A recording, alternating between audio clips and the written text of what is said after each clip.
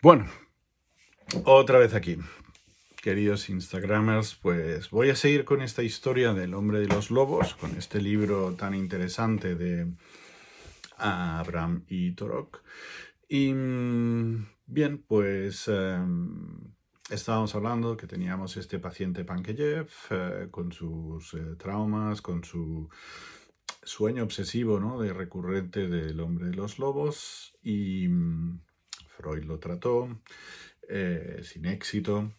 Eh, y bueno, estas personas que escribieron este libro, aplicando pues la semántica al análisis psicoanalítico, pues consiguieron revelar un poco pues las claves que podían ser por una resolución forense, ¿no?, de este caso, ¿no?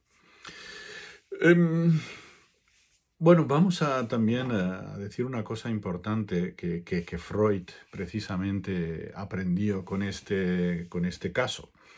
Y es respecto a la superación de una pérdida, ¿no? De, por ejemplo, pues un ser querido, ¿no? Él es donde hizo la distinción entre duelo y melancolía, ¿no? Como el duelo sería cuando esa pérdida se supera de una manera, vamos a decir, sana, es decir, cuando pues ese dolor y ese trauma se pone en una estantería, en un sitio, ¿no? Es lo que dice que el yo y el objeto de la pérdida se separan, ¿no? Es decir, pues bueno, ese trauma al final pues se entiende, se contextualiza y se pone en un sitio. Evidentemente, de tanto en tanto vas allí y estás triste, y otras veces pues te viene, te lo encuentras y te sale esa tristeza, pero de alguna manera se ha puesto en la mente, en la psique, en un sitio donde no nos hace daño, ¿no? Nos permite seguir con nuestra vida. En cambio, la melancolía es todo lo contrario, es cuando esa pérdida es tan importante, tan grave y no tenemos recursos para superarla, que el objeto y, digamos, de la pérdida, ¿no? No los ovnis, ¿no? Estamos hablando de pues, personas y eso. eh, pues es indistinguible del yo, ¿no? Y, digamos, no hay esa separación, por lo tanto, de una manera persistente queda dentro del yo, y es ese dolor constante, ¿no? Esa melancolía, esa tristeza que no se va, ¿no? Porque es un conflicto no resuelto, ¿no? Y entonces, pues claro, esto realmente es muy perjudicial, y esa persona pues es difícil que lleve su vida adelante, ¿no?, de una manera satisfactoria, ¿no? Bueno, esto posteriormente en el psicoanálisis, ¿no? Ferenczi, uno de los autores importantes que Torok y esta gente siguen, pues ellos utilizan como duelo la teoría de la introyección, y como melancolía la incorporación, ¿no? Digamos, ellos pues utilizan estas palabras, ¿no? Sobre todo pues la melancolía o la incorporación como incluso esa suspensión, ¿no?, de la resolución del trauma a través de las generaciones, como hemos dicho, con este inconsciente familiar, ¿no?, en la que se protege ese trauma que no se resuelve, que no se quiere resolver, que es extremadamente doloroso, y que se tapa a toda costa, ¿no? Entonces, eso es lo que lleva, pues, como los autores dicen, a taparlo con unos sinónimos, con unas palabras que ocultan, digamos, el verdadero significado, ¿no? Entonces, bueno, analizando los sueños del hombre de los lobos, pues Torok y Abraham se dan cuenta de que no es lo que ocurre con otros pacientes, ¿no? Los otros pacientes explican sueños que son normalmente iguales, y, y en cambio, pues Pankejeff da versiones diferentes constantemente, ¿no? Y sus explicaciones, en vez de mejorar la comprensión, la dificultan, ¿no? Entonces, lo que se dan cuenta es de que él está tapando algo, está protegiendo, de hecho, pues esa cripta, ¿no? Ese inconsciente familiar. Por lo tanto, aquí, más que el trauma de Pankejeff, es una cosa heredada, ¿no? Hay algo allí que... Entonces, bueno, para liar el caso, ¿no? Porque este caso pues tiene muchas aristas, ¿no? Este hombre era políglota, ¿no?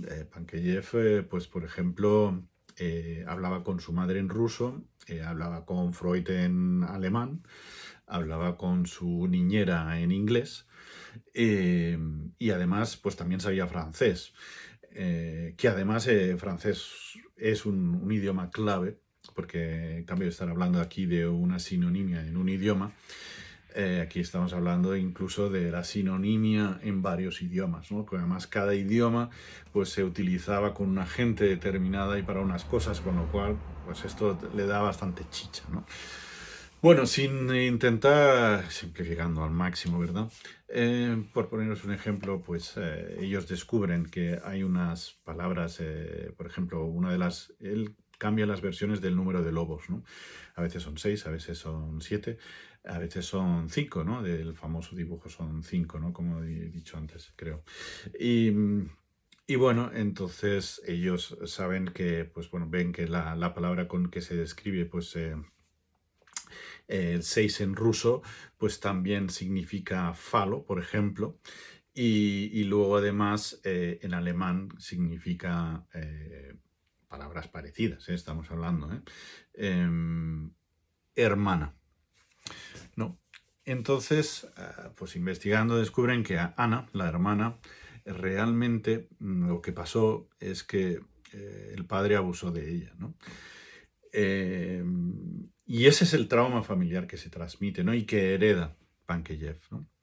Lo que pasa es que la hermana parece ser que intentó seducir a Pankejeff, a su hermano, ¿no? Y su hermano pues tenía esta contradicción, ¿no? Entre que quería a su hermana, tenía deseos con ella, digamos, y también pues tenía que proteger ese trauma familiar, ¿no? Que la madre sabía y él inconscientemente también sabía y otros miembros de la familia y del entorno también, ¿no? Pero que se cubría pues con esas palabras y en el caso de Pankejeff con ese sueño absurdo, digamos, que está lleno de sinónimos, criptónimos que lo tapaban todo. Pero realmente Pankejeff tenía esa tensión de una sexualidad que no puede tener porque no está bien, porque no es correcta. Y además en el caso de porque había tenido ese trauma la hermana, ¿no?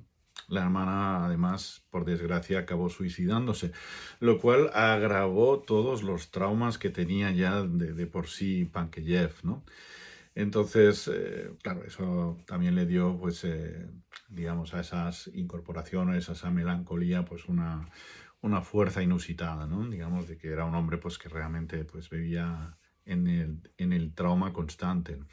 De hecho, digamos, Freud había hecho una interpretación diciendo, bueno, si los lobos son el padre, ¿no? Pues y tiene miedo del padre, pues probablemente Pankejeff se identifica con la madre y por lo tanto tiene unos deseos homosexuales reprimidos, ¿no? Eso es lo que dijo Freud, ¿no? Pero realmente la historia era diferente, pero parece que sí que existía esa tensión, digamos, sexual o libidinal, pero no exactamente como Freud lo pensaba, sino de otra manera, porque realmente la protagonista que estaba escondida era la hermana, ¿no?